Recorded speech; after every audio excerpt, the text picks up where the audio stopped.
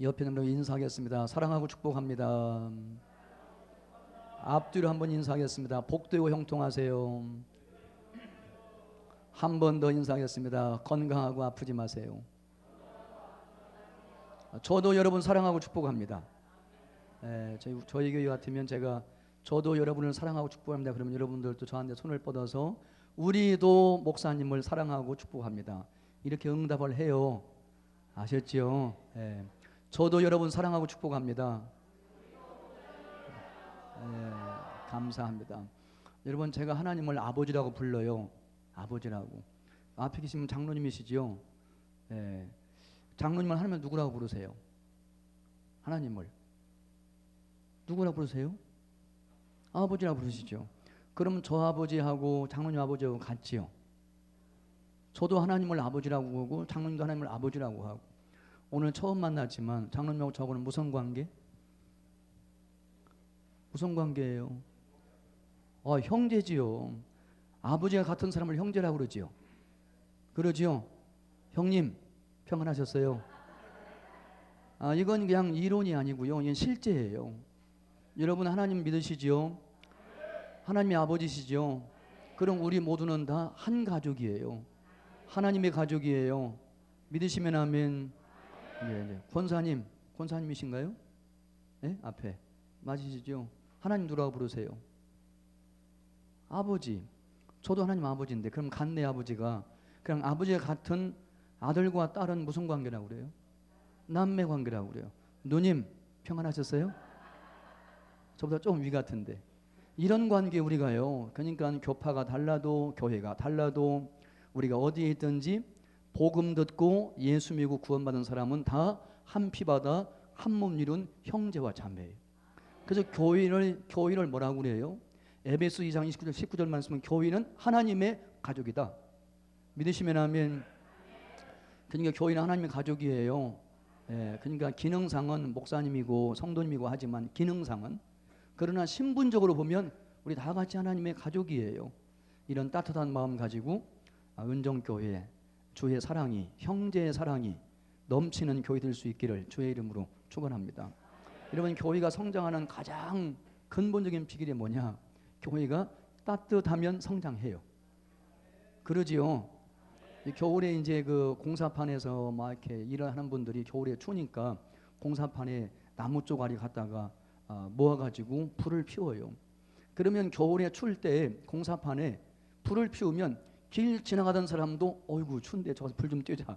그리고 지나가는 사람도 그 공사판 불 피는 곳에 모여와요. 그래서 공사판에도 겨울에 불 피워놓으면 일하는 그 공사판의 일꾼들만 아니라 지나가는 사람까지도 추운 사람들이 거기에 모여가지고 같이 불 쬐고 있다고. 그거 보셨지요? 그러니까 이 세상은 지금 사랑이 식어지고 점점 사랑이 식어져요. 냉랭해요. 가슴이 차가워요. 어디 위로받을 것도 없고 사랑받을 것도 없고 마음 붙일 곳이 없어요. 그런데 교회에 사랑이 있다. 은정교회의 사랑이 들끓는다. 그러면 사람들이 저기 따뜻한 곳이 있네. 위로받을 곳이 있네. 나를 품을 곳이 있네. 내가 마음 붙일 곳이 있네. 그럼 이 지역에 있는 사람들이 한 사람 한 사람 모여들어 그것을 교회 성장이라고 해요. 아멘 좀 해요. 그걸 교회 성장이라고 해요. 그렇게 하면 교회가 부흥됩니다. 이번 부흥회를 통해서 그런 놀라운 역사들이 일어날 수 있게 되기를 주님의 이름으로 축원합니다. 오늘 첫째 시간에는 무거운 짐진 자들아 하는 제목으로 말씀을 드리려고 해요. 옛날에 이제 지게에다가 무거운 짐을 지고 가로가는 땀을 뻘뻘 흘려가는 한 사람이 그림에 나와 있지요. 여러분 2013년 통계이기는 하지만 우리나라 하루에 1년 동안에 우리나라 자살로 죽는 사람이 거의 15,000명이에요. 14,927명이에요. 2013년 통계예요. 1년 동안에 스스로 목숨을 끊는 사람, 자살하는 사람이 거의 15,000명. 그걸 하루로 따지면 3병씩으로 나누면 하루 평균 우리나라에 자살하는 사람이 약 40명이에요. 오늘 또 40명 죽었어요. 누가 죽은지는 우리가 몰라서 그런 것뿐이지 통계상에 의하면 오늘 또 40명이 우리나라 사람 중에 죽었다고요. 더 이상 살 소망이 없는 거죠. 더 이상 살 의미가 없는 거지요. 더 이상 나갈 구멍이 없는 거지요. 절망이지요. 벼랑 끝이지요. 그 벼랑끝에 내몰려 가지고 오늘도 죽은 사람이 우리나라에 40명이라고 합니다. OECD 국가 중에 지난 10년 동안 계속 1등한 거 하나가 있는데 그게 자살률이에요. 우리나라 자살률이 OECD 국가 중에 1번이에요. 1위예요. 그걸 지난 10년 동안 했습니다. 지난 10년 동안. 자살률이 높은 두 번째 나라가 일본인데 숫자로는 월등 차이가 나요. 2위 하는 일본보다도 우리나라 자살률이 훨씬 높습니다. 훨씬 높아요. 이러면 사람이 이제 죽는 사망 원인을 보면 1위가 암이에요. 암에 의해서 사람이 죽습니다. 두 번째가 뇌혈관이에요. 세 번째가 심혈관이에요. 여러분 우리나라 사망하는 원인 가운데 네 번째가 자살이에요. 질병이 아니에요.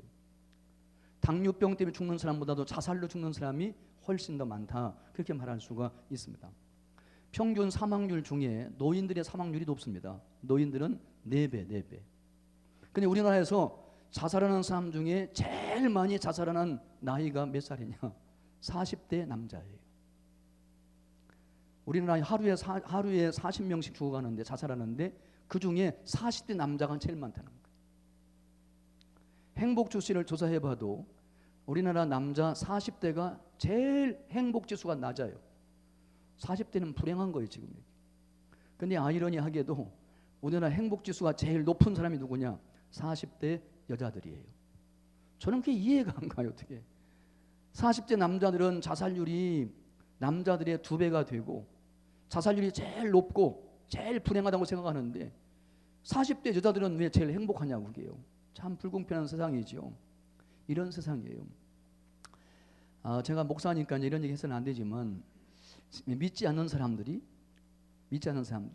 술 먹고 도박하고 그리고 게임 중독에 빠지고 그리고 직장에서 퇴근하면서 1차, 2차, 3차 가고 여러분 저는 그게 이해가 가요. 아래서 치이고 위에서 놀리고 이 직장 생활 만만치가 않아요. 죽을 맛이에요. 맨정신으로는 못 살아요. 맨정신으로는 장사 못해요. 그러니까 믿지 않는 사람들은 할 수 있는 게 없으니까요. 할 수 있는 게 그러니까 술 먹을 수밖에 없어요. 그러다가 게임 중독에 빠질 수밖에 없어요. 그래서 도박을 해요. 마약에 취해요. 세상이 지금 이렇게 돌아가고 있습니다. 여러분 아이들 하나 둘 낳아서 키우려고 하면 돈이 얼마 필요해요. 부모님들 등이 휘어요. 저도 아들 둘만 낳아서 키우는데요. 둘 아들 키우는데 그냥 기둥불이 빠져요. 얼마나 힘든지 몰라요. 아들 둘 키우는데도 걔들 지금 초등학교, 중학교, 고등학교, 대학교, 대학원 너무 힘든 거예요. 이게요. 그냥 뭐 거의 모든 게 다 그리 가요. 그냥 아이들 둘 키우는데요. 부모님들 너무 힘들지요. 너무 힘들어요. 그러니까 직장 생활이 또 얼마나 스트레스가 많아요. 사업이 녹록한가요? 사업? 그거 보통 일이 아니에요. 여러분 녹록하지 않습니다. 어떤 분은 볼 때 목회자가 제일 좋겠다 싶어요. 목회자가. 근데 목회자의 삶 고단합니다. 여러분들이 잠든 사이에도 성도님들을 품고 그 성도님들의 가정에 문제가 있으면요. 본인들은 자는데요. 목사는 못 자고 기도하고 있어요. 이러면 겉으로 보면 목사님들의 삶이 굉장히 편할 것 같지만 너무 어려워요. 너무 힘듭니다. 너무 힘들어요. 이렇게 따진다고 하면 아이들 너무 바쁘고 힘들어요. 여러분 그 아이들 낳아서 키울 때 보세요. 그냥 공부. 그냥 학교 들어가기 전부터 공부해야 되고 거기다가 학교 가면 학교 공부해야 되고 학원 가야 되고 학원도 둘, 셋 가야 되고 너무 힘들어요. 이게요. 우리나라 아이들 너무 힘들죠. 이렇게 보면 우리가 살아가는 이 세상 모든 사람들이 다 종류만 다르고 크기만 다를 뿐이지 무거운 짐을 지고 가는 사람들이 견딜 수 없는 무거운 짐을 다 지고 가는 인생들이다. 그렇게 볼 수가 있는 거죠. 여러분 옆에 있는 분 인사해요. 옆에 있는 분들하고 악수하시면 인사하겠습니다. 보시고 힘드셨죠? 옆에 있는 분하고 악수하시면서 힘드셨지요? 저 좀 따라서 힘드셨지요? 잘 참으셨습니다. 잘 견디셨습니다. 어려우셨지요? 첫 시간이라 그런가? 다시 하겠습니다. 옆에 있는 분 쳐다보시고요. 좀 위로 좀 하세요. 힘드셨지요? 수고하셨습니다. 잘 견디셨습니다. 조금만 참으세요. 한 번 더 기도하세요. 하나님이 계십니다. 주님이 계십니다. 우리에게는 희망이 있습니다. 여러분 자살이라는 말을 거꾸로 읽으면 뭐가 돼요? 자살을 거꾸로 읽으면 살자. 여러분 우리에게는 하나님이 계십니다. 아무리 수고하고 무거운 짐을 지고 절망적인 상황 가운데 그 낭떠러지에 벼랑 끝에 선다고 할지라도 하나님께서 우리에게 날개를 달아줘서 올라가게 하세요. 우리 하나님이 계세요. 살 소망이 있습니다. 그러니까 삶을 살다 여러분이 어떤 어려움과 역경과 환난과 곤고한 일이 있다고 할지라도 죽을 생각은 절대 하지 마세요. 삶을 포기하지 마세요. 포기라는 것은 김장할 때 배추를 세는 게 포기예요. 한 포기, 두 포기. 포기하지 마세요. 하나님을 믿는 사람에게는 언제나 희망이 있습니다. 믿으시면 아멘. 오늘 이게 무거운 짐을 지고 가는 인생들 향해서 주님께서 하시는 은혜로운 초대가 오늘 말씀 가운데 기록되어 있는 것을 발견할 수가 있습니다. 오늘 읽은 말씀 가운데 28절 말씀 보시면 예수님의 인생관이 나와 있습니다. 예수님께서는 세상 살아가는 모든 사람들을 누구로 보았나요? 대답을 하시면 제가 빨리빨리 설교를 끝낼 거고 안 하면 느리고 그렇습니다. 여러분 28절 말씀 보시면 예수님께서는 세상 모든 사람들 살고 있는 모든 인생들을 보실 때 누구로 보았어요? 수고하고 무거운 짐진 자로 보았습니다.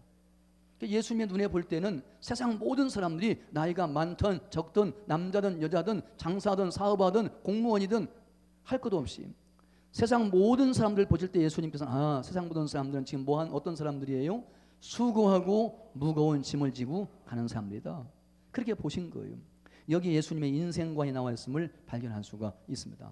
여기 수고한다는 말은 육체적인 노동, 정신적인 노동, 모든 노동을 통해서 내가 지치고 곤비하고 피곤한 것을 수고라고 해요. 육체만 고생하는 게 아니에요. 육체의 고생보다도 먹고 살기 위해서 육체가 힘든 거 그건 견딜만 해요. 더 힘든 수고가 뭐예요? 마음고생이에요. 남편 때문에 얼마나 고생했는지 몰라요. 남편이 철이 안 들어가지고요. 결혼했는데 남편 하나 믿고 시집 왔는데 이게 뭐 엉망이에요. 얼마나 속쓰는지 몰라요. 그냥 시집살이라는 거 견딜 수 있어요. 그냥 남편이 그러면 견디기 어려운 거라 이게. 그게 마음고생이에요. 여러분 자식을 낳아서 키우는 부모님들 마음고생이 얼마나 커요. 키우기 위해서 진 자리 마른 자리 갈아넣으시는 육체적인 고생만이 아니라 그 아이 잘못될까 봐 노심초사 한 번 마음 편히 놓을 수 없는 이게 부모의 마음 아닌가요? 부모의 마음. 저희 큰아이가 미국에서 이제 공부하는데 지금은 결혼해서 좀 마음이 놓여 있지만 나이가 아무리 먹고 군대 갔다 와서 공부를 한다고 할지라도 미국에서 공부하고 있으니까요. 늘 아침은 먹었나? 점심은 먹었을까? 저녁은 먹었을까? 이게 늘 걱정이에요. 이게요. 다 컸는데요. 여러분 그게 부모의 마음이에요. 지금은 이제 결혼해서 이제 둘이 사니까요. 그 걱정은 안 해요. 둘이 뭐 지지고 볶던지 하면 밥은 먹고 살겠지. 그 한 가지 염려는 줄어들었지만 지금도 여전히 자식만 생각하면 걱정이 많죠. 그게 마음고생이에요. 이와 같이 수고한다는 말은 육체적, 정신적 노동에 의해서 지금 몸과 마음이 지치고 곤비하고 피곤하고 번아웃되고 소진됐다. 그게 수고한다는 뜻이에요. 거기다가 뭐라고 했어요? 수고하고 무거운 짐진 자다. 이리 눌리고 저리 눌리고 저리 눌리면서 큰 짐을 지고 가는 아주 땀을 뻘뻘 흘리면서 평생 동안 태어나서 죽는 날까지 무거운 짐을 지고 가는 사람들이다. 그 예수님은 인생을 그렇게 보았습니다. 틀림없지요? 맞는 것 같지요? 아니 맞잖아요. 우리의 삶이 그런 거 아니에요? 지금까지 우리의 삶을 한번 돌아보세요. 우리가 얼마나 수고하고 마음고생하고 염려하고 걱정하고 무거운 인생에 짐지고 살았는지요. 애들도 편치가 않아요. 옛날엔 그래도 초등학교 들어갈 때까지는 마음껏 뛰고 놀고 좋았어요. 근데 요즘에는 부모님들이요, 이게 생존 경쟁이 얼마나 치열한지 태어나서 조금만 지나면 공부시키기 시작합니다. 학원 보내기 시작해요. 유치원도 가기 전부터 또 이게 공부를 시켜요. 그래서 태어나서 죽는 날까지 너무 힘들게 만들잖아요. 인생들 수고하고 무거운 심진자임에 틀림이 없습니다. 동의하시면 아멘. 예수님 인생을 꿰뚫어 보신 거예요. 예수님 인생들을 보실 때 모든 인생들은 수고하고 무거운 짐진자다. 근데 그 다음 보세요. 예수님의 초대의 말씀이 나옵니다. 은혜의 초대지요. 여러분 28절 다시 말씀 보세요. 수고하고 무거운 짐진 자들아 다 내게로 오라. 다 내게로 오라. 예외가 없어요. 차별하지 않아요. 남자니까 되고 여자니까 안 된다. 그게 없어요. 젊으니까 되고 나이 먹었으니까 안 된다. 그게 없어요. 너는 대학 나왔으니까 되고 대학 안 나와서는 안 된다. 그게 없어요. 예수님의 이 초대는 은혜로운 초대예요. 제한이 없어요. 누구라고 할지라도 자격도 안 따져요. 남녀도 안 따져요. 소유도 안 따져요. 지식 유무도 안 따져요. 권력 있고 없고도 안 따져요. 출신도 안 따져요. 예수님은 아무런 차별 없이 수고하고 무거운 짐진 사람이라고 하면 누구라도 좋다. 다 내게로 오라. 할렐루야. 여기에 희망이 있는 거예요. 만약 예수님이 안 계시다고 하면 우리 희망 없어요. 거기서 거기지요. 도토리 키재기지요. 저희 수양관이 홍천에 있어가지고 제가 너무 피곤해가지고 또 부흥회 준비도 해야 되겠다 싶어가지고 집중해서 좀 기도하고 말씀 묵상해야겠다 싶어가지고 제가 주일날 지난 주일 끝나고 오후에 홍천에 우리 수양관에 가서 며칠 동안 있다가 어저께 올라왔습니다. 근데 이제 틈틈이 수양관 뒷산에 가서 밤도 춥고 도토리도 춥고 상수도 추웠어요. 저 집사람이 도토리 춥다고 저한테 물어봐요. 여보, 요거하고 요거 모양 다른데 도토리하고 상수리 차이점을 아니에요. 여러분 도토리 상수리 차이점을 아시나요? 모르세요? 제가 알려드릴게요. 상수리는요 좀 동그스름하고 키가 짱딸막해요. 동그래요. 상수리는 길쭉해요. 그래서 거기서부터 도토리 키재기라는 말이 나온 거예요. 도토리 키 재봤자 거기서 거기에요. 그러나 좀 길쭉해요. 키를 잴 수 있다 그 말이죠. 인간 상수리는 둥그렇고 납작하고 도토리는 좀 길쭉한 그게 도토리예요. 좀 차이가 있지요. 도토리 키재기지. 예수님이 보실 때 모든 인생들은 대통령이나 백성이나 신분의 차별도 없이 다 수고하고 무거운 짐자인데 이 은혜로운 초대 누구라고 할지라도 수고하고 무거운 짐 다 내게로 와라. 내게로 와라. 그렇게 은혜로운 초대하셨음을 기억하시기 바랍니다. 여러분들도 예수님 초대받고 오신 분들이에요. 잘 오셨습니다. 잘 오셨어요. 옆에 있는 인사하겠습니다. 잘 오셨습니다. 예. 여기만이 우리의 살 길이 있고 우리의 희망이 있습니다. 예수님의 초대가 없었다고 하면 예수님이 안 계시다고 하면 세상 모든 사람들 누구나도 절망이에요. 술 먹지 않고는 못 견뎌요. 이 사람들이요. 살 수가 없어요. 이해가 가요. 무거운 짐을 어떻게 해결할 수 있어요? 근데 우리는 다행히 예수님을 알게 되었고 예수님을 믿게 되었고 예수님의 초대에 응답해서 주님 앞에 나온 줄로 믿으시기 바라요. 예수님께서 우리를 부르신 다음에 뭐 했었어요? 약속하셨습니다. 28절 말씀 약속이 뭐예요?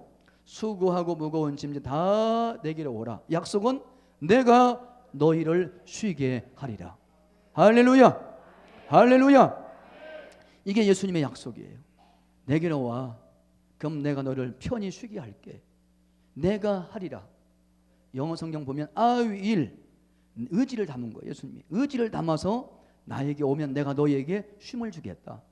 안식을 주겠다. 평안을 주겠다. 세상이 줄 수 없는 세상이 빼앗을 수 없는 참된 안식과 참된 평안과 참된 쉼을 내가 너희에게 주겠다. 선물을 약속했어요. 여러분 참된 안식과 평안 세상 어디서도 얻을 수 없고 세상 누구도 줄 수 없어요. 오직 예수님만이 주실 수가 있습니다. 잘 오신 거예요. 너무 예수 믿기 잘해 다행이지요. 이게 예수님의 초대의 말씀이 약속의 말씀인 것을 확인할 수 있습니다. 여러분 그 다음 29절 말씀 보세요. 예수님의 마음이 어떤 마음인가요? 예수님의 마음이 29절 말씀 보면 나는 마음이 뭐하고 온유하고 겸손하니 내게 배워라. 그리하면 너희 마음이 쉼을 얻으리라. 여러분 예수님이 어떤 분이세요? 온유하고 겸손한 분이에요. 온유하고 겸손한 분이기 때문에 우리를 아시고 우리의 무거운 짐을 덜어주시고 우리의 무거운 짐을 벗겨주시고 우리에게 안식과 평안을 주실 마음이 있다 그 말이에요. 예수님은 온유하고 겸손한 분이기 때문에 수고하고 무거운 짐진 우리를 불쌍히 여기며 예수님을 찾아오기만 하면 그의 짐을 벗겨주시고 그에게 쉼과 안식과 평안을 주실 수 있는 성품이 있다 그 말이에요. 믿으시면 아멘. 예수님이 온유하고 겸손한 분이 아니라고 하면 이런 초대를 하지도 않았을 거고 이런 선물을 주시지도 않았을 거예요. 이 귀한 약속은 어디서 나왔느냐? 예수님의 마음에서 나왔어요. 예수님의 성품에서 나왔어요. 예수님이 온유하고 겸손한 분이기 때문에 우리에게 이 귀한 초대를 하셨고 이 귀한 선물을 주시기를 기뻐하신다 하는 사실을 믿으시면 아멘. 그래서 예수님을 믿으면 예수님의 멍에를 매는 건데 예수님의 멍에는 쉽고 가벼워요. 여러분, 예수님 당시에 서기관과 바리새인들은 이스라엘 백성들에게 멍에를 막 짐을 지웠어요. 율법의 짐을 지었어요. 율법을 막 설교하고 율법을 가르치면 이대로 살아야 구원받는다. 그런데 도저히 우리가 너무 연약해서 율법을 다 지킬 수가 없어요. 그럼 구원받을 수가 없어요. 그러니까 마음에 막 짓눌러요. 율법의 짐을 지웠어요. 서기관과 바리새인들은. 예수님께서는 그 짐을 다 벗겨주셨어요. 율법을 지킴으로 구원받는 것이 아니라 예수님을 믿으면 하나님이 보내신 그의 아들 메시아 예수를 믿으면 은혜로 거저 구원받는다. 서기관과 바리새인이 율법의 짐을 지울 때 예수님은 그 짐을 다 벗겨주시고 우리를 초대하셔서 참된 안식과 참된 평안과 참된 구원을 주신 줄로 믿으시기를 바랍니다. 그러면 세상 모든 사람들이 평생 동안 수고하며 짊어지고 하는 짐이 뭐냐? 요걸 오늘 저녁에 세 가지 말씀드리고 이 세 가지 짐을 예수님이 벗겨 주실 줄로 믿으시면 아멘. 그렇게 믿으시면 두 손 들고 아멘. 할렐루야. 그러면 세상 모든 사람들이 수고하며 짊어지고 하는 무거운 짐, 첫 번째는 죄의 짐이에요. 무슨 짐? 요즘에 현대 그리스도인들이 죄를 너무 가볍게 생각해요. 죄를 너무 쉽게 생각해요. 여러분, 인생에 태어나서 죽는 날까지 수고하며 무거운 짐을 지우고 하는 근본 원인이 뭐냐? 죄의 문제예요. 이건 심각한 문제예요. 이거 중요한 문제예요. 그런데 현대인들이 그리스도인들마저도 죄를 윤리적으로 도덕적으로 너무 쉽게 너무 가볍게 취급을 해요. 이 심각한 문제를. 그런데 모든 인생의 무거운 짐의 근본이 뭐냐? 원인이 뭐냐? 죄의 문제예요. 죄에서 다 온 거예요, 이게요. 사람들이 태어날 때 죽는 날까지 무거운 짐을 지고 가는 이 무거운 짐의 원인, 뿌리가 뭐냐? 죄의 문제예요. 이거 심각한 문제인데 많은 사람은 너무 죄를 쉽게 생각해요. 회개하지 않아요. 그 모든 인생의 무거운 짐의 근본 뿌리가 되는 죄의 문제를 너무 쉽게 다루고 지나가 버려요. 그래서 교회는 나왔지만 등록은 했지만 오래 다니다 보니까 집사는 됐는데도 불구하고 아직도 죄의 문제를 해결하지 못한 분들이 교회 안에 많아요. 은정교회 빼고 오해받지 마세요. 또 은정교회는 아닐 거예요. 목사님이 잘 가르치는데 뭐. 그러나 이게 근본이라는 거죠. 여러분, 죄의 문제를 사도 바울은 로마서 5장 12절에 이렇게 말하고 있습니다. 같이 읽겠습니다. 그러므로 한 사람으로 말미암아 죄가 세상에 들어오고 죄로 말미암아 사망이 들어왔나니 이와 같이 모든 사람이 죄를 지었으므로 사망이 모든 사람에게 이르렀느니라. 믿으시면 아멘. 여러분, 세상에 죄가 들어오기 전에는 사망이 없었어요. 세상에 죄가 들어오기 전에는 모든 사람에게 무거운 짐이 없었다고요. 가벼웠어요. 행복했어요. 기뻤어요. 즐거웠어요. 부족함이 없었어요. 모질함이 없었어요. 죽음도 없었어요. 짐도 없었어요. 세상 하나님 만든 세상 속에 죄가 들어오면서부터 모든 인생들을 수고하고 무거운 짐을 지고 가도록 죄가 만든 거예요. 죄가 죽을 놈이지요. 죄가 문제지요. 죄가 원인이었다는 거예요. 죄가 원인이었다 하는 겁니다. 창세기 3장 말씀 보면 죄의 뿌리와 그 열매를 말하고 있는데 이 죄는 어디서 온 건가요? 불순종으로 왔어요. 불순종으로. 제가 빨리빨리 넘어갈게요. 불순종으로. 그러니까 아담과 하와가 하나님 말씀에는 노 하고 사탄의 말은 예스 한 거예요. 그게 불순종이에요. 여러분, 사탄의 유혹에는 노, 하나님 말씀에는 예스, 그렇게 했어야 죄가 안 들어오는데 거꾸로 한 거죠. 동산 중앙에 선악과 따먹지 말아라. 따먹는 애도 반드시 죽는다. 하나님 말씀했어요. 분명하게 했어요. 경고까지 했어요. 먹는 날에는 정령 죽으리라. 경고까지 했어요.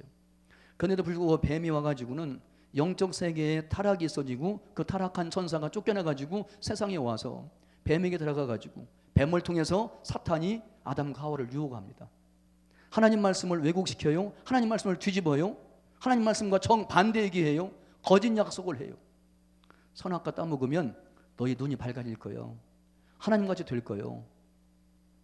그렇게 유혹을 했던 거예요. 이때 아담과 하와는 뱀의 말, 그 사탄의 말하는 NO! 하나님 말씀엔 yes! 이렇게 했으면 죄가 안 들어갔을 거라. 근데 오히려 사탄 말에는 예, 하나님 말씀에는 아니요 하는 불순종 때문에 죄가 세상에 들어왔고, 죄가 들어온 이후에 세상에는 죽음이 왔다 하는 사실을 사도 바울이 분명히 말씀하고 있어요. 그런데 아담과 하와만 죄를 지은 것이 아니라 성경 말씀 보면 의인은 없나니 하나도 없다. 모든 사람이 죄를 지었으므로 모든 사람에게 죽음이 임하게 되었다. 모든 사람이 죄를 지었기 때문에 모든 사람에게 그를 인생을 짓누르는 무거운 짐이 지워지게 되었다. 그게 죄의 짐이에요. 아담과 하와가 뱀의 유혹을 받고 죄를 짓게 되었을 때 제일 먼저 그에게 왔던 것이 무엇인가요? 두려움과 수치예요. 하나님 말씀에 불순종하고 죄를 짓고 타락했을 때 아담과 하와의 마음속에 두려움 생긴 거예요. 그리고 부끄럽기 시작한 거예요. 여러분, 두려움과 수치가 마음의 상처예요. 죄는 죄를 지은 사람 마음에 상처기를 냅니다. 그게 두려움과 수치예요. 세상 사람들은 두려움의 원인도 몰라요. 두려움의 근본도 몰라요. 그러나 두려움이 있어요. 저 마음속 깊은 곳에 두려움이 있어요. 그게 죄 때문에 온 것을 세상 사람은 몰라요.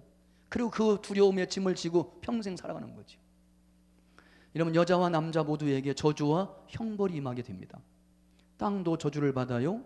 가재떨기와 엉겅퀴를 내서 땀 흘리지 않고는 좋은 걸 생산하지 못하게 땅의 저주를 받아요.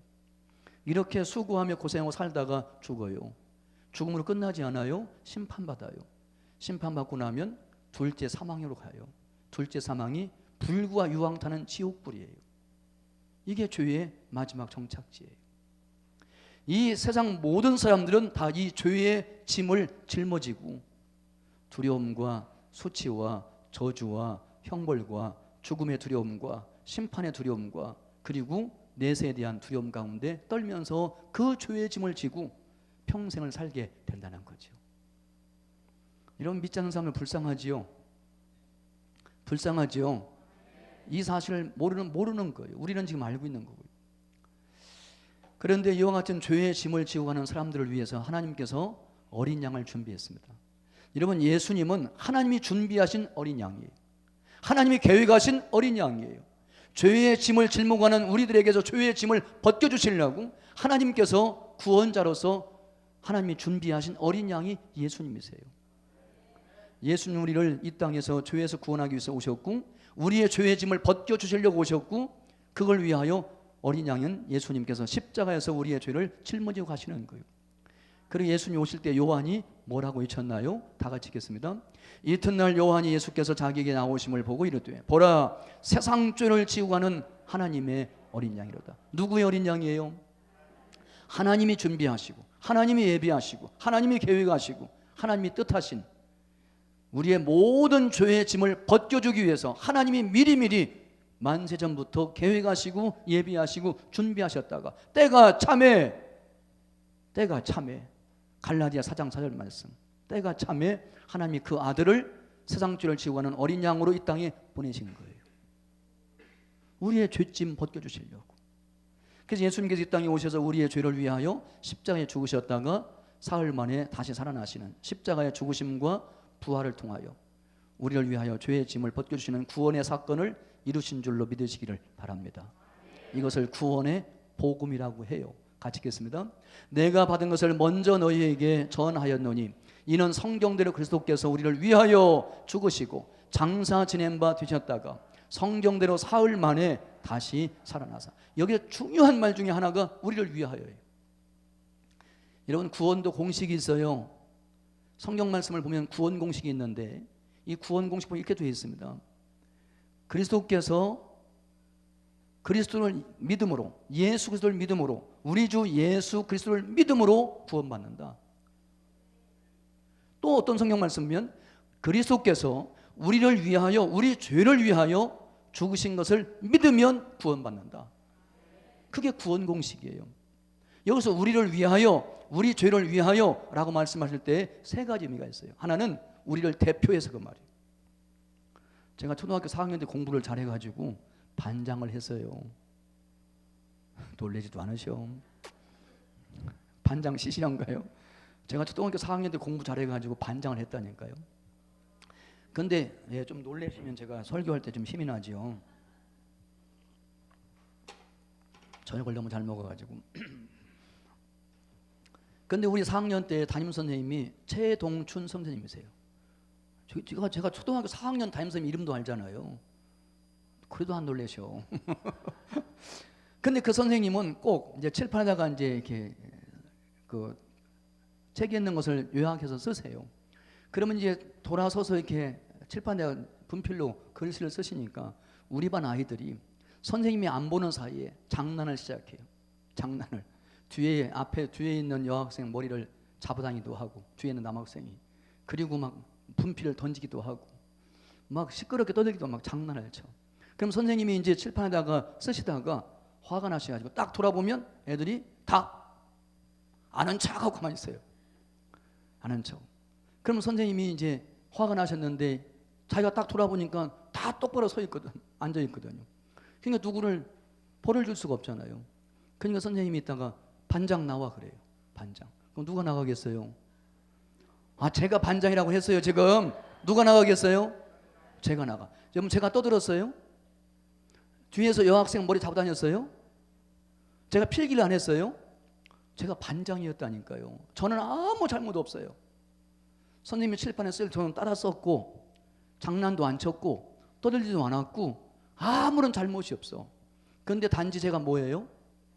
반장이라는 이유로 우리 반 아이들이 떠들고 장난친 모든 잘못을 내가 대신 짊어지고, 선생님은 나가면 손바닥 벌려. 그럼 자를 가지고 제 손바닥을 한 10번쯤 때리세요. 제가 막 억울하지요. 선생님 난 잘못한 게 없는데요. 여러분, 우리 선생님께서 우리 반 아이들 다 잘못한 거 떠들고 공부 안 하고 불순종하고 한 모든 잘못을 다 저한테 뒤집어 씌워서 반장이라는 이유로 저를 때리시고 떠들고 장난친 우리 반 모든 아이들은 다 용서해 줘요. 누구 맘대로 이렇게 한 거예요? 저한테 둥이 구한 거예요? 아니에요. 학생들 이렇게 약속한 거예요? 그것도 아니에요. 누구 맘대로 하신 거예요? 선생님 뜻대로 한 거예요. 여러분, 이것이 하나님께서 예수님을 통해서 십자가에서 이루신 일이에요. 아멘. 하나님께서 우리가 죄를 지었어요. 우리가 불순종했어요. 우리가 미워했어요. 우리가 불충성했어요. 우리가 벌을 받아야 돼요. 죄의 삭은 사망이니까 우리가 죽어야 돼요. 그런데 하나님께서는 우리를 용서하시고 죄에서 구원하시려고 그의 아들을 구원자로 보내시고 예수님이 우리의 모든 죄를 뒤집어 쓰시고 짊어지시고 대표로 십자가에서 그 죄값을 피값으로 치르신 거예요. 그리고 하나님께서는 우리들의 죄를 다 사하신 거예요. 죄의 짐을 벗겨주신 거예요. 우리를 위하여 하는 말은 첫 번째로 우리를 대표하여 그 말이에요. 예수님은 우리를 대표하여 십자가에서 우리의 죄값을 피값으로 대신 지불하셨습니다. 그 사실을 믿으면 죄에서 구원받아요. 죄의 짐이 벗겨집니다. 여기 우리를 위하여라고 할 때 두 번째 의미는 우리를 위한다는 말은 나를 대신하여 그 말이에요. 누구를 대신하여? 내가 죄를 지었기 때문에 내가 십자가에서 내가 못 박혀 내가 피를 흘리고 내가 죽어야 돼요. 죄의 삭은 사망이니까요. 그런데 예수님께서 나를 대신해서 내가 지은 죄를 뒤집어 쓰고 짊어지고 십자가에서 내 대신에 죄값을 지불하셨어요. 그걸 믿으면 나는 죄값을 지불하지 않는다 그 말이에요. 죄 사함 받고 죄짐 벗겨지고 죄에서 구원받고 하나님의 자녀가 됩니다. 여기 위하여라는 세 번째 뜻은 우리에게 유익을 주시기 위하여 그 말이에요. 예수님이 우리를 대표하고 나를 대신해서 십자가에서 죄값을 피값으로 지불하셨기 때문에 그를 믿기만 하면 하나님은 은혜로 우리를 죄에서 구원하시고 죄의 짐을 벗겨주시고 죄를 용서하시고 하나님의 자녀로 삼아주시고 구원하실 줄로 믿으시기를 바랍니다. 그리고 우리에게 영원한 생명, 하나님의 생명을 선물로 주실 줄로 믿습니다. 죄에서 구원하시려고, 영원한 생명 주시려고, 우리에게 유익을 주시려고 우리를 죄를 위하여 십자가에 죽으시고 부활하셨다 하는 사실을 믿으시기 바랍니다. 이걸 구원의 복음이라고 해요. 이 구원의 복음을 듣고 예수님을 나의 구주와 주님으로 영접하고 믿으면 여러분의 죄짐이 벗겨지고 죄에서 구원받을 줄로 믿으시기를 주의 이름으로 축원합니다. 하나님께서 하나님의 아들 예수님 이 땅에 오셔서 우리의 죄를 짊어지고 십자가에 죽으시고 죽음을 이기시고 사흘 만에 부활하신 그 예수님을 하나님은 구주와 주님으로 삼으셨다고 말씀하고 있습니다. 같이 읽겠습니다. 그런즉 이스라엘 온 집은 확실히 알지니 너희가 십자가에 못 박은 이 예수를 하나님이 주와 그리스도가 되게 하셨느니라. 예수님은 누구신가요? 하나님에 의하면 예수님은 주님이세요. 주님이란 말은 예수님도 하나님의 아들이시기 때문에 본질적으로 하나님이란 뜻이에요. 예수님은 하나님이세요. 예수님은 주님이세요. 그리고 예수님은 그리스도라고 하는 말은 예수님은 구주, 우리 십자가에서 구원할 수 있는 유일한 구주가 되신다. 그게 그리스도라는 말이에요. 그러니까 하나님께서 우리의 죄를 대신 짊어지시고 십자가에서 죽으셨다가 사흘 만에 부활하신 예수님을 하나님이 구주와 주님으로 되게 하셨다. 하나님이 결정하신 거예요. 그러게 우리가 그 예수님을 믿으면 구원받는 줄로 믿으시기를 주의 이름으로 축원합니다. 우리가 어떻게 구원받아요? 회개하고 예수를 믿으면요. 회개와 믿음, 회개와 믿음은 함께 일어나요. 회개하고 믿으면, 어떤 데 보면 회개하고 믿으면 구원받는다, 어떤 데 보면 회개하면 구원받는다, 어떤 성경 말씀이면 믿으면 구원받는다, 같은 말이에요. 같이 읽겠습니다. 너희는 그 은혜에 의하여 믿음으로 말미암아 구원을 얻었나니 이것이 너희에게서 난 것이 아니요 하나님의 선물이라. 여러분, 너희에게서 난 것이 아니라 우리가 구원받기 위해 노력했거나 돈을 냈거나 봉사했거나 충성했거나 우리가 노력으로 우리가 벌러온 그게 아니라는 거예요. 구원은 복음 듣고 예수님을 구주와 주님으로 영접하고 믿는 사람에게 하나님이 거저 값없이 은혜로 주시는 선물이라는 거예요. 하나님의 전적인 선물이에요. 근데 하나님 구원은 하나님의 선물이에요. 영생은 하나님의 선물이에요. 거저 주시는 선물이에요. 여러분, 선물을 돈 주고 사나요? 아니에요. 선물은 받는 거예요. 돈 주지 않고 받는 게 선물이에요. 제가 이번에 추석 때에도 뭐 갖가지 선물을 받았는데요, 한 푼도 돈은 주지 않았어요. 다 거저 받은 거예요. 선물이에요. 여러분, 구원은 믿는 자에게 주신 하나님의 선물인 줄로 믿으시기 바라요. 근데 구원을 받고 보니까 구원은 하나님의 선물인데 종합 선물이에요. 제가 이제 그 학교 다닐 때 아르바이트를 해서 돈을 좀 벌었어요. 그럼 제가 큰 누님 댁에 가면 조카들이 있어요. 조카들이. 그럼 제가 아르바이트에 돈을 벌었으니까 학생이지만 그 큰 누님네 집 밑에 가면 슈퍼가 있어요. 슈퍼에 가면 종합 선물 세트가 있어요. 종합 선물 세트. 거기 보면 3,000원짜리, 그 당시 조금만 돈 더 주면 5,000원짜리가 있어요. 종합 선물 세트. 근데 이제 제가 이제 좀 아르바이트에 돈을 버니까 5,000원짜리 종합 선물 세트 딱 하나 사갖고 큰놈이 딱 가면 조카들이 삼촌 그러고 나와서 저를 맞이해요. 그럼 제가 종합 선물 세트 하나 딱 안겨줘. 그럼 아이들이 고맙다고 인사하고 자기 방 가서 그 종합 선물 세트 펴보면 거기에 별거 다 있어요. 사탕도 있고 과자도 있고 딱지도 있고 장난감도 있고 없는 게 없어. 그냥 여러 가지 애들 좋아하는 선물이 가득 차 있어요. 그걸 종합 선물이라고 해요. 여기는 전혀 모르시는 것 같아요. 그걸 종합 선물이라고 해요. 그런 것처럼 하나님께서 우리가 죄를 회개하고 예수님을 내 구원자, 구주와 주님으로 믿고 영접하면 하나님께서 우리에게 구원이라는 것을 선물로 주시는데, 그 구원의 선물을 받아서 펴보니까 그 구원의 선물이 그냥 선물이 아니라 종합 선물이라는 거죠. 믿으시면 아멘. 우리가 예수를 믿으면 구원받았다는 것이 무엇을 의미하나요? 성경 말씀 보면 죄사함과 성령 받았다. 예수를 믿으면 구원받아요. 구원받았다는 것은 죄사함 받고 성령 받았다, 그런 뜻이에요. 우리가 예수를 믿으면 구원받아요. 구원받았다는 말은 죄의 종이었던, 마귀의 자식이었던, 진노의 자식이었던 우리의 과거의 신분이 지워지고 우리가 하나님의 자녀가 되는 엄청난 특권과 신분을 얻게 됩니다. 우리가 예수를 믿으면 지옥 가야 되고 멸망해야 되는데 그 대신에 영생과 천국을 소유하게 됩니다. 구원받고 보니까 그 구원이 뭐냐? 종합 선물이에요. 구원받았다는 말은 죄사함 받았다, 성령 받았다, 하나님 자녀가 되었다, 영생 얻었다, 천국 얻었다. 아멘, 아멘, 아멘, 아멘. 그럼 구원받은 사람이 할 일은 딱 하나예요. 뭐예요? 감사합니다. 감사합니다. 여러분, 예배가 뭐예요? 예배가 다른 거 아니에요. 나 같은 죄인이 복음 듣고 예수 믿고 구원받아서 하나님으로부터 종합선물 받은 거, 죄사함 받고 성령 받고 하나님 자녀 되고 영생 얻고 천국 얻은 거, 그게 너무나 감사해가지고 만입이 있어도 그 하나님의 구원의 은혜를 다 찬송할 수 없어서, 그 하나님의 구원의 은총을 다 갚을 길이 없어서, 다 갚을 수 없지만 1000분의 1, 10,000분의 1이라도, 억만분의 1이라도 그 은혜 감사한 마음으로 찬송 드려, 헌금 드려, 기도 드려, 시간 드려, 물질 드려 하나님께 드리는 것, 그것이 예배의 본질이에요. 구원받은 은총이 크면 클수록 예배의 감격은 커지게 되어 있습니다. 예배를 왜 드리느냐?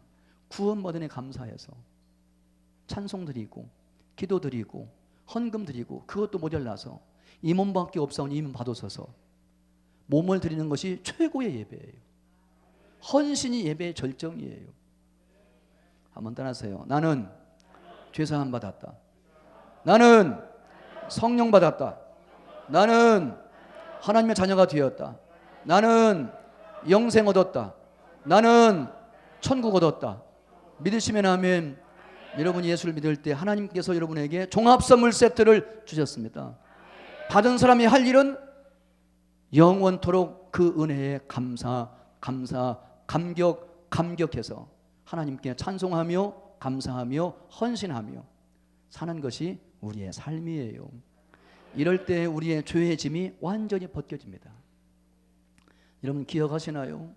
처음에 복음 듣고 예수 믿고 회개하고 구원받았을 때 그 막 날아갈 것 같은 기쁨, 정말 이게 깃털을 단 것처럼 막 천사처럼 날개가 있으면 막 날아갈 것 같은, 풀 한 포기가 새로워 보이고 산의 나무가 어제의 나무가 아니에요. 똑같은 나무인데 똑같은 길을 가고 있는데 붕붕 떠다니는 것 같아요. 우리가 처음에 회개하고 눈물 콧물 흘려가며 회개하고 예수님을 영접하고 구원받았을 때 그 감사 감격, 여러분 이 첫사랑 회복하실 수 있게 되기를 주의 이름으로 축원해요. 여러분 부흥회를 통해서 해야 할 첫 번째 일이 뭐냐? 이 첫사랑, 이 구원의 감사, 이 구원의 감격, 이걸 회복하는 거, 이것이 부흥회를 하는 첫 번째 의미예요. 여러분 이미 다 구원받으셨겠지만 이 감사와 감격이 회복되어지시고 여러분 완전히 죄의 짐을 벗어버리시고 십자가 앞에 죄의 짐을 벗어놓으시고 십자가를 통과하고 난 후에 기뻐 뛰며 주를 보는 놀라운 역사가 있기를 주의 이름으로 축원합니다. 죄의 짐이 벗겨지는 것이 첫 번째예요. 여러분 두 번째, 인생들을 짓누르고 있는 짐, 무거운 짐이 뭐냐? 걱정, 근심, 염려의 짐이에요. 자나깨나 걱정, 근심, 염려잖아요. 이 걱정, 근심, 염려가 있는데 사람들에게는 식의주의 염려가 있습니다. 마태복음 6장 31절 같이 읽겠습니다. 그러므로 염려하여 이르기를 무엇을 먹을까, 무엇을 마실까, 무엇을 입을까 하지 말아라. 하나님께서는 분명히 무엇을 먹을까, 무엇을 입을까, 여기 사는 건 안 나왔지만 우리는 보통 의식주라고 그러는데 정확히 따지면 식의주예요. 먹지 않으면 못 살아요. 옷은 벗고 살 수도 있어요. 지금 여러분 지구촌에는 옷 벗고 사는 사람도 많아요. 집 없이도 살 수 있어요. 집 없이 사는 사람 많아요. 그러나 먹지 않고 살 수 있는 사람 아무도 없어요. 그렇게 먹는 게 최우선이죠. 그래서 식의주해야 순서가 맞는데, 어쨌든 세상 모든 사람에게는 먹고 사는 문제 때문에 염려가 있다는 거지, 걱정이 있다는 거지요. 근심이 있다, 그렇게 말하고 있음을 보게 돼요. 또 하나 모든 사람에게 공통적인 염려, 걱정, 근심이 있는데 내일 일이에요. 내일 일. 내일 내가 갑자기 암에 걸리면 어떻게 하지? 여러분 남자들이 병원 가기 싫어하지요? 병원 가기 좋아하세요? 보통 남자들은 병원 가기 싫어해요. 왜 싫어하는지 아세요? 내내 내가 건강하게 살고 있는데 혹시나 병원 갔다가 당신 진단해보고 의사가 암이라고 하면 어떻게 하지? 이 두려움 때문에, 이 염려 때문에 병원도 못 가요. 얼마나 두려움이 내재되어 있는지. 세상 모든 사람들이 또 하나의 염려는 내일 일이에요. 아직 다가오지도 않은 일인데 걱정을 다 미리 앞당겨서 걱정하고 있어요. 염려하고 있어요. 내일 일. 여러분 두 가지만 염려하지 않으면 돼요. 여러분 내일은 내일 맡기고 오늘만 충실히 사시면 됩니다. 여러분이 어제와 내일만 염려하지 않으면 돼요. 어제와 내일 이틀만 염려하자면 된다고. 그냥 오늘 하루의 삶을 하루로 사시기를 주의 이름으로 축원합니다. 같이 읽겠습니다. 그러므로 내일 일을 위하여 염려하지 말라. 내일 일은 내일이 염려할 것이요 한날의 괴로움은 그날에 족하니라. 여러분, 염려해야 소용이 있나요, 없나요? 염려해야 소용이 하나도 없어요. 쓸데가 없어요. 염려한다고 키를 한 잔이나 더 할 수 있나요? 없어요. 그러니까 우리가 염려하는 건 다 쓸데없는 일을 하고 있는 거예요. 지금 걱정하는 거 다 쓸데없는 일을 하고 있는 거예요. 걱정한다고 바뀌는 거 없어요. 염려한다고 달라지는 것도 없어요. 근심한다고 해결되는 것도 없어요. 우리는 지금 쓸데없는 일을 하고 있는 거죠.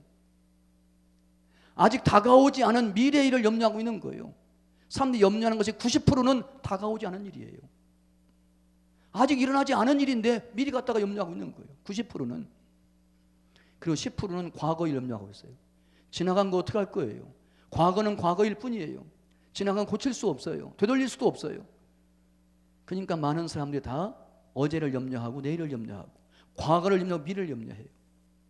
그러니까 염려투성이 속에 살고 있는 건데 염려해도 과거 못 바꿔요. 미래도 예방할 수도 없어요.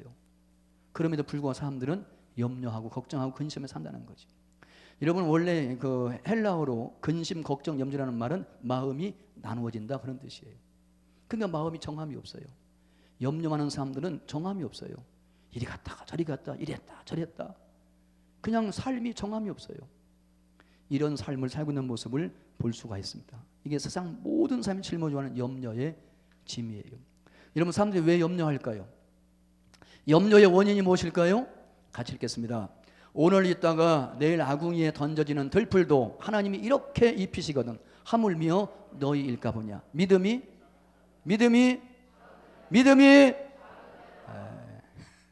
그러니까 내가 염려하는 거, 의식주 생활 염려하는 거, 먹고 사는 거 염려하는 거, 과거 문제 염려하는 거, 미래 문제 염려하는 거, 내일 염려하는 거, 그 원인이 뭐냐? 믿음이 작아서 그렇구나. 뭐가 작아서 그래요? 여러분, 내일이 내 날이에요? 주님의 날이에요. 여러분이 내일을 결정할 수 있나요?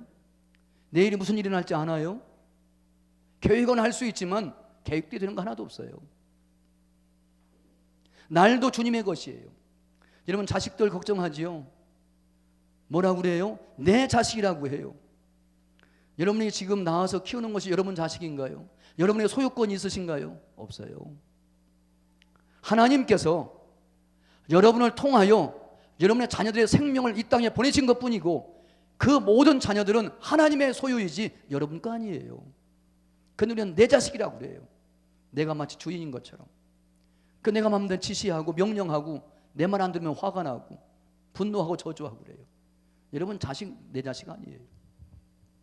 세상 사람들은 인생도 내 인생이라고 해요. 여러분, 내 인생 아니에요. 자식들이 좀 머리가 크면 부모에게 대들지요. 부모님들이 자기를 위해서 권면하고 충고하면 자식들이 뭐라고 그래요? 내 인생 내가 살 건데 왜 엄마가 이러잖아요. 어떻게 그게 지 인생이에요? 지가 오고 싶어서 왔어요? 한국 사람 되고 싶어 냈나요? 1980년 태어나고 싶어 태어났나요? 자기 결정했어요? 결정한 거 아무것도 없어요. 하나님이 결정한 겁니다. 여러분, 모든 인생 다 주인은 하나님이세요. 자녀의 주인은 하나님이세요. 사업의 주인도 하나님이세요. 내일의 주인도 하나님이세요. 시간의 주인도 하나님이세요. 물질의 주인도 하나님이세요. 내 생명도 내게 아니에요. 내 생명도 하나님의 것이에요. 그러면 주인 되신 하나님이 걱정한 일이지 주인도 아닌 내가 왜 걱정하냐 그 말이에요. 이 모든 것의 소유권 하나님의 주인 되심을 인정하는 것이 믿음이에요.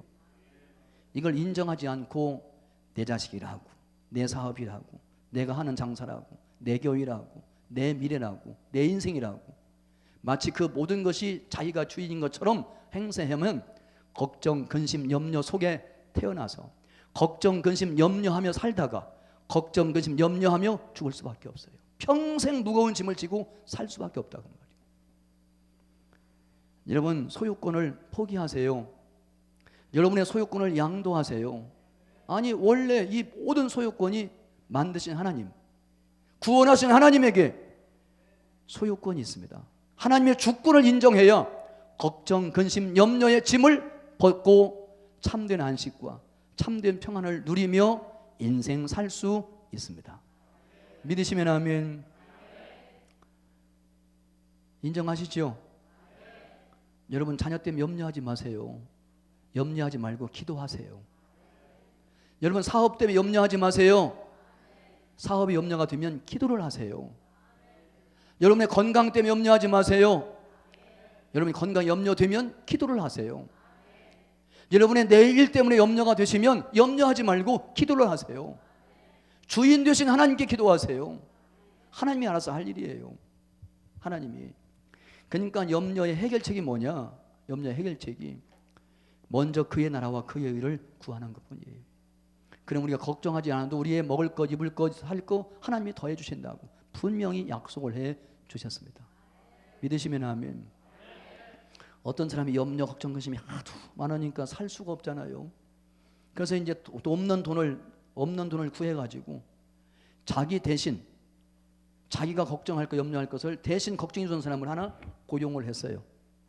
너는 내가 한 달에 얼마씩 줄 거니까 내가 염려하는 거, 걱정하는 거 생기기만 하면 너한테 말할 거니까 내 대신 네가 좀 내 염려 좀 해줘라. 그래서 사람 하나 고용을 했어. 그러니까 자식 걱정이 되면 얘기해요. 그러면 이 사람이 월급 받고 대신 걱정해 주는 사람이니까 그 사람의 걱정을 다 대신해 주는 거예요. 그러니까 너무 편한 거 얘기해요. 너무 좋은 거 얘기해요. 근데 이 친구가 친구를 만났어요. 그 얘기를 한 거예요. 여보게 나는 아무 걱정, 근심, 염려가 없다네. 세상에 걱정, 근심, 염려 없는 사람이 누가 있어? 어떻게 그 비결이 뭔데? 그러니까 얘기를 한 거예요. 내가 돈은 없지만 돈을 구해가지고 걱정, 근심, 염려가 너무 힘들어서 내가 내 대신 걱정해 줄 사람 하나를 고용을 했어. 그 얘기를 듣고 있는 친구가 말했어요. 그러면 그 친구 월급은 누가 주는데? 그 친구 월급은 누가 줄 건데? 걱정되지요? 그러니까 이 사람이 뭐라고 그렇게 해요? 그것도 그 친구가 걱정할 거야.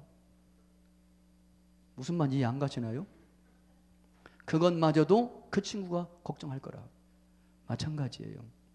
여러분이 기도하시면 하나님께 여러분의 무거운 짐을 맡기시면 걱정, 근심, 염려의 무거운 짐을 맡기시면 주인 되신 하나님께서 그것마저도 하나님이 대신 가져가시고 여러분을 대신에 염려하실 거예요. 해결하실 거예요. 하나님이 다 하실 일이지 내가 할 일이 아니에요. 옛날에 신약 성경 시대 때 종이 있었고 주인이 있었습니다. 신분제도가 있었어요.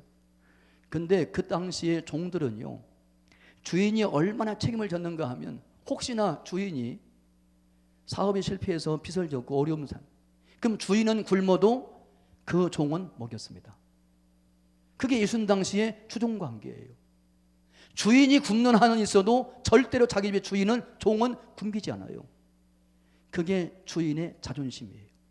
믿으시나요? 그런데 하물며 우리를 창조하시고 구원하신 우리의 창조주 하나님, 우리를 구원하신 구원의 주 예수님께서 우리의 인생의 주인 되세요. 우리 자녀들의 주인 되세요. 우리 사업의 주인 되세요. 내일 일도 주인이세요. 그 주님께 다 맡겨버리면 우리가 걱정하는 거 주님이 대신 가져가시고 우리는 참된 평안과 안식을 누리며 살 수 있습니다. 할렐루야! 그렇게 모든 걱정하는 거, 염려되는 거 생길 때마다 주님께 맡기는 걸 믿음이라고 해요. 그걸 믿음이라고 해요. 믿음은 맡기는 거예요. 맡기는 거예요. 같이 읽겠습니다. 너희는 염려를 다 주께 맡기라. 이는 그가 너희를 돌보심이라. 돌보신다는 말은 책임지시리라. 주님께 맡기면 주인이 책임지세요. 여러분이 끌어안고 근심하고 염려하고 잠문 이루지 마시고, 여러분이 지금 걱정한 게 뭐예요? 염려하는 게 뭐예요? 근심하는 게 뭐예요? 그거 이 시간 주님께 맡기시기 바래요. 그럼 주님께서 여러분의 삶을 돌보실 거예요. 여러분의 자녀를 돌보실 거예요. 여러분의 미래를 돌보실 거예요. 여러분의 건강을 돌보실 거예요. 여러분의 사업을 돌보실 거예요. 여기 돌보신다는 말은 책임진다는 말이에요. 주님이 책임지실 거예요. 맡기세요. 끌어안고 씨름하지 마세요. 끌어안고 걱정하지 마세요. 끌어안고 한숨 쉬지 마세요. 끌어안고 잠문 이루지 마세요. 맡기세요. 모든 염려를 주님께 맡기는 행위가 무엇인가요? 그걸 기도라고 해요. 그걸 기도라고 해요. 같이 읽겠습니다. 아무것도 염려하지 말고 다만 모든 일에 기도와 간구로 너희 구할 것을 감사함으로 하나님께 아리라.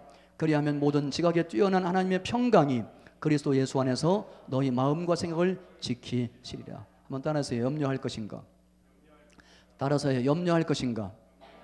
기도할 것인가? 선택이에요. 선택이에요. 그러니까 여러분 염려가 좋으시면 염려하면서 밤에 잠 못 자고 끙끙 앓아보세요. 선택이에요. 여러분 염려하지 않으려고 하면 기도하면 돼요.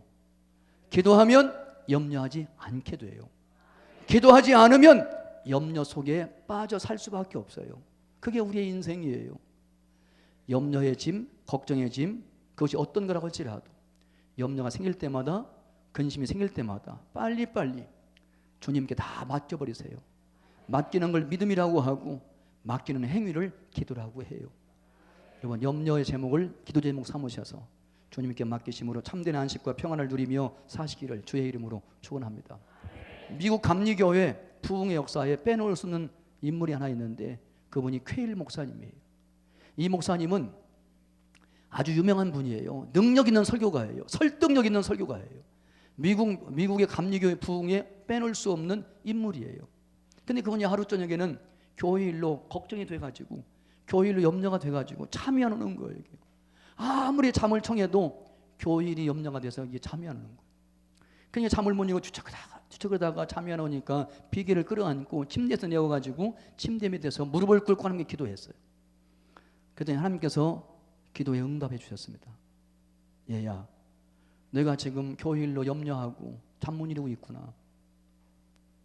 이제부터는 너는 자라. 내가 깨어있으마. 내가 너를 위해 그 일을 해결할게. 너는 자라. 내가 깨어있을게. 이제부터는 내가 일을 할게. 너는 나한테 맡기고 자라. 이런 음성이 들려오는 거예요. 그래서 걱정하고 염려했던 교회를 주님께 맡기고 침대에 올라가서 단잠 자고 꿀잠 자고 편한 잠을 잤어요. 자고 일어나 그 다음날 됐더니 그렇게 잠 못 이루며 씨름하며 고통스럽게 했던 그 일이 해결되어 있었습니다. 여러분 주님께 맡기고 자면 주님께서 역사하세요. 우리가 자는 사이도 주님이 일하세요. 그리고 염려 걱정에 근심의 틈을 덜으려고 할 것이면 주님께 다 맡기고 기도하시기를 주의 이름으로 축원합니다. 축원합니다. 마지막 세 번째로 모든 인생이 공통적으로 짊어지고 하는 무거운 짐이 뭐냐?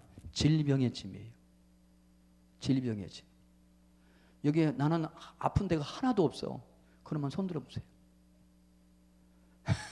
나는 뭐 아픈 데가 이만큼도 없어. 손 들어보세요. 아이고 여기 아파. 아이고 저기 아파. 아이고 다리 흔들거려. 이게 아무리 뭐 아픈 사람이 없는 사람이 없어요. 이게. 다 인생들은 질병의 짐을 지고 가요. 우리 육체 연약해요. 흙으로 되어 있잖아요. 여기요. 그러니까 세월을 이기지 못해요. 아이들은 안 아픈가요? 아이들도 아파요.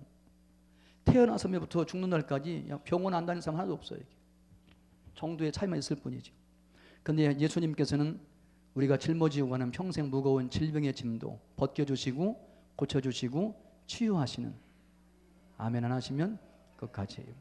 우리의 질병을 치유하시고 벗겨주시고 고쳐주시고 건강케 하시는 주님인 줄로 믿으시기를 바랍니다. 마가복음 5장에 보면 한 여인이 있었지요. 12년 동안 혈루증이에요. 피는 흐르는데 원인도 몰라. 그 당시에 유명한 의사는 다 찾아가 봤어. 그냥 돈만 받아먹고 고쳐주지는 못해요. 그러니까 그냥 돈도 다 떨어졌어요. 그러니까 얼마나 절망이 돼요. 얼마나 낙심이 돼요. 돈만 다 썼지 아무런 효험이 없고 시간이 가면 오히려 병은 더 깊어지는 거예요. 12년 동안 혈루증을 앓았는데 언제 고침받을지 몰라. 희망이 없어. 근데 듣자 하니까 예수님은 병을 고친다. 그런 소문을 들어요. 듣는 귀가 복이 있습니다.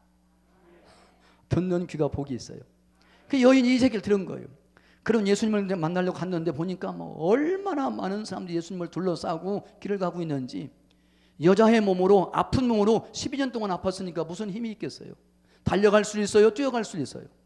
겨우겨우 예수님을 만나러 갔는데 자기보다 먼저 온 건강한 사람들이 예수님을 둘러싸고는 예수님을 나갈 수가 없는 거예요. 그래도 한 가닥 희망을 가지고 예수님께 가까이 더 가까이 사람들을 밀치고 해치면서 예수님 뒤에 가서 그의 옷에 손을 댔습니다. 그의 옷에 손을 댈 때 그 여인의 마음속에 작은 믿음이 있었어요. 내가 비록 예수님을 앞에서는 만나지는 못해도, 예수님과 대화할 수는 없다고 할지라도 내가 예수님의 옷에만 손을 대어도 나을 줄로 믿는다. 작은 믿음이 있었다고.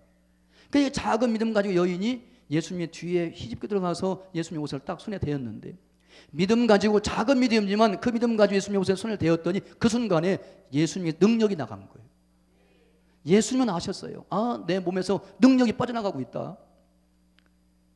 그 능력이 그 여자의 혈루 근원을 마르게 해버렸습니다. 예수님 임시변통의 주님이 아니세요. 문제의 뿌리를 치유하시는 분이에요. 12년 동안 혈루증을 앓던 혈루의 근원, 혈루의 뿌리까지 마르게 했어요. 여러분 따라하세요. 작은 믿음, 작은 믿음, 큰 능력 믿으시면 아멘. 그런 예수님께 뒤를 돌아보신 다음에 그 여인을 찾아서 이렇게 말씀하세요. 같이 읽겠습니다. 예수께서 이르시되 따라 내 믿음이 너를 구원하였으니 평안히 가라. 내 병에서 놓여 건강할지어다. 예수님 만남으로 12년 동안 혈루병으로 질병의 짐, 그리고 불안했던 두려움의 짐, 그리고 돈을 다 낭비한 절망과 허무의 짐, 이 모든 짐이 작은 믿음을 통해서지만 예수님의 큰 능력을 통하여 단번에 해결되어지는 축복을 누릴 수 있었습니다. 여러분 육체의 질병도 문제인데 이사야가 예언했고, 이사야가 예언한 대로 예수님이 이 땅에 오셔서 하신 중에 하나가 병의 짐을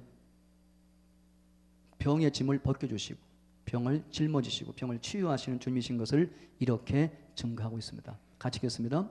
이는 선지자 이사야를 통하여 하신 말씀에 우리의 연약한 것을 친히 담당하시고 병을 짊어지셨도다 함을 이루려 하심이니라. 여러분 여러분이 인생 사셨으면 아시겠지만 육신의 질병도 아프고 고통스럽고 힘들지요. 그런데 육신의 질병도 우리를 더 아프게 하고 더 괴롭게 하고 하는 질병이 있는데 그게 마음의 상처예요. 마음의 상처. 어찌 보면 육신의 질병은 그냥 한번 기도하고 나을 수도 있고, 약 한 번 먹고 나을 수도 있고, 병원 가서 주사 한 번 맞고 나을 수도 있어요. 근데 이 마음의 상처는 잘 안 돼요. 마음의 상처에 바르는 무슨 약이 있나요? 마음의 상처에 무슨 주사가 있나요? 마음의 상처에 무슨 보약이 있나요? 이 육신의 질병보다 더 우리를 아프게 하고 더 오랫동안 괴롭히는 것이 마음의 상처예요. 여러분 이 마음의 상처를 치유하시는 분도 우리의 메시아이신, 우리의 그리스도이신 예수님인 줄로 믿으시면 아멘. 주님 앞에 나오면 주님께서는 우리의 육체의 질병의 짐도 벗겨주시고 우리 마음의 상처도 싸매시고 치유하시고 벗겨주신 줄 믿으시면 아멘. 여러분 사람들이 왜 상처를 주고받을까요? 우리가 살아가는 세상은 불완전해요. 우리가 살아가는 세상은 불완전하고 세상 속에 사는 모든 사람도 다 불완전해요. 상처를 받기도 하지만 상처를 주기도 해요. 상처를 주고받으며 살아가요. 이게 이 땅에서 우리의 삶이에요. 우리가 구원받았지만 지금 당장에 천국 가서 사는 게 아니에요. 천국 가는 그날까지 구원받은 우리들도 불완전한 세상에서 불완전한 사람들끼리 함께 모여 가족을 이루고 교회를 이루고 살다 보면 원치 않게 상처를 받기도 하지만 상처를 주기도 해요. 쓰린 마음이에요. 아픈 마음 갖고 사는 거죠. 존 오트버그라는 사람이 쓴 우리는 만나면 힘이 납니다 하는 책에 보면 제1장의 제목이 고슴도치의 딜레마예요. 여러분 고슴도치가 뭐가 많아요? 가시가 많아요. 보통은 고슴도치 한 마리가 5,000개, 6,000개의 가시를 갖고 있어요. 어떤 종류의 고슴도치는 고슴도치 조그만 거 한 마리가 3만 개의 가시를 갖고 있어요. 이 고슴도치들이 어떻게 사랑을 나누는지 난 이해가 안 가요. 이 고슴도치들도 외로워요.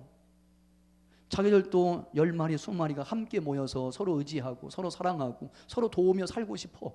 고슴도치들도. 그런데 그렇게 외로워서 함께 다가가다 보면 서로 찌르는 거예요. 그 가시들 가지고 서로 찌르는 거예요. 그러니까 가까이 가려고 했다가 서로 찔리니까 아이고 상처받고 멀리 떨어져요. 그게 고슴도치가 너무 외로운 거예요. 이게. 그것을 고슴도치의 딜레마라고 해요.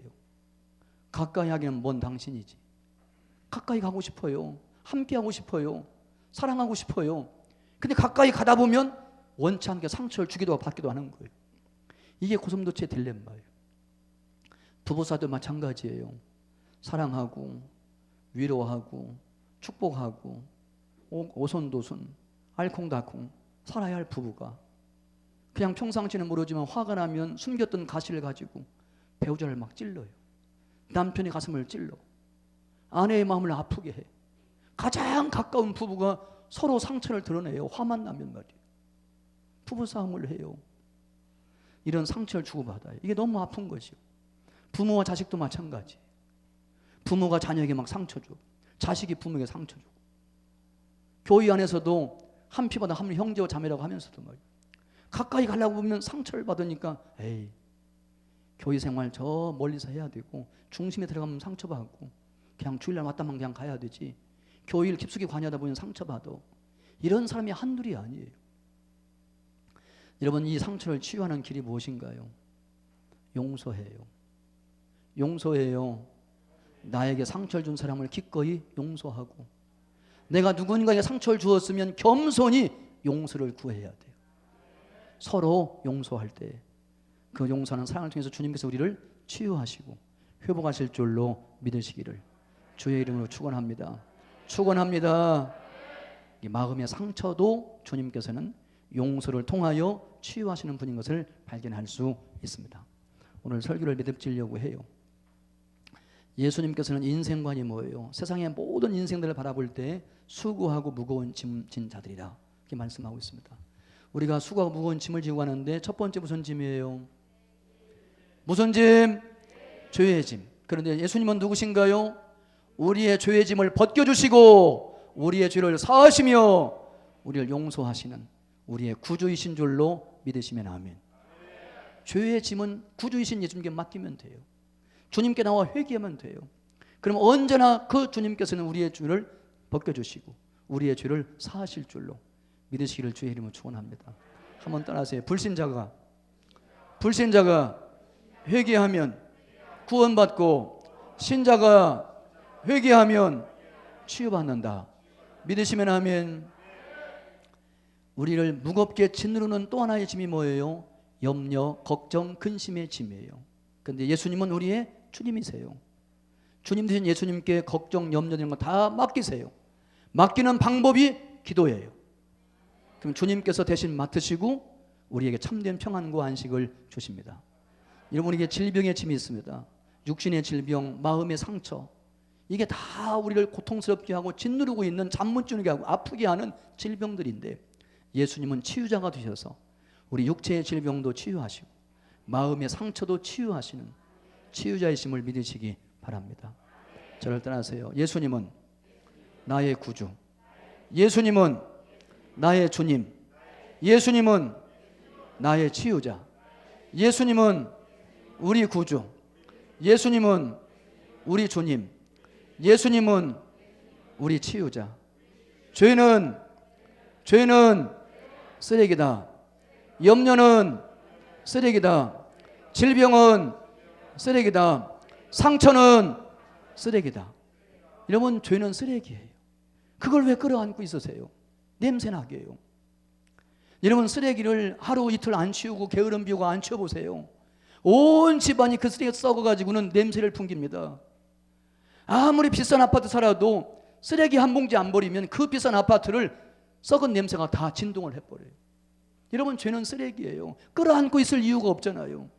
죄의 짐을 벗겨주시는 우리에게 구주가 계신데 죄를 지을 때마다 주님 앞에 나가서 기도해야지요. 회개해야지요. 주님 붙들어야지요. 그럼 구주이신 주님께서 우리의 죄의 짐을 벗겨주시고 죄의 쓰레기를 치워주세요. 여러분, 염려가 뭐가 좋은 거라고요? 염려가 무슨 보물이라고? 염려가 무슨 걱정이 무슨 보물단지처럼 왜 애끼고 떨쳐버리지 못하고 그걸 끌어안고 잠 못 자고 왜 고민하세요? 우리에게 주님이 계신데요. 염려는 주님이 할 일이지 내가 할 일이 아니에요. 나는 내 인생의 주인 아니에요. 내 자녀의 주인 아니에요. 내 사업의 주인 아니에요. 주님은 예수님이 주님이세요. 그러니까 우리 자녀, 우리 사업, 우리의 가정 염려할 분은 주님이지 내가 아니에요. 무슨 염려가 보물단지라고 끌고 앉아가지고 잠 못 자고 탄식하고 한탄하고 한숨 쉬고 고민하고 술 마시고 그러고 앉았냐고요. 왜? 쓰레기를 왜 끌어안고 있어요? 여러분, 질병과 상처도 쓰레기예요. 그거 다 치유자신 주님께 맡기세요. 그럼 주님께서, 치유자신 예수님께서, 구주신 예수님께서 우리의 모든 쓰레기를 대신 맡으세요. 여러분, 한 주일학교 선생님이 아이들에게 죄를 다 주님께 맡기라고, 염려 다 주님께 맡기라고, 그건 우리가 붙들고 있어야 할 쓰레기가 있어요. 그러니까 버려야 된다고, 주님께 맡기라고. 이렇게 한참 주일학교 선생님이 주일학교 아이들에게 막 설교를 했더니 주일학교 한 아이가 다 들은 다음에 선생님에게 이렇게 얘기했습니다. 선생님, 그러면 예수님은 쓰레기통인가요? 선생님, 그러면 예수님은 쓰레기통인가요? 맞아요. 예수님은 쓰레기통이에요. 우리에게 아무짝에 쓸모없는, 치우지 않고 버리지 아니하면 우리의 인생을 부패하게 하고 타락하게 하고 냄새나게 하고 썩게 만들고 불행하게 하고 고통하게 하고 아프게 하는 죄도 염려도 질병도 상처도 다 기도하고 맡기면 주님은 다 받으세요. 다 받으세요. 다 받으세요. 정말 주님은 쓰레기통이에요. 예수님은 온유하고 겸손한 분이기 때문에 그걸 자처하시는 거예요. 온유하고 겸손한 주님이기 때문에 그래 좋아, 너희에게 쓸모없는 거 다 나한테 맡겨, 내가 다 해결할게. 예수님은 쓰레기통이에요. 그거 되기를 기뻐하시고 즐거워하세요.